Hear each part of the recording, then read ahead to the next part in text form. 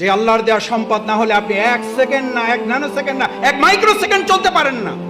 যিনি বলেন আমার আগামী মাস কিভাবে চলবে, আর আপনার 1 সেকেন্ড কিভাবে চলবে আপনি বুঝেন না? যে কার্বন ডাই অক্সাইডটা ছেড়েছেন আর যে অক্সিজেনটা গ্রহণ করবেন, এটা যদি এখন অনুমোদন না হয়, কত টাকা বিল পরিশোধ করেছেন এই অক্সিজেনের জন্য?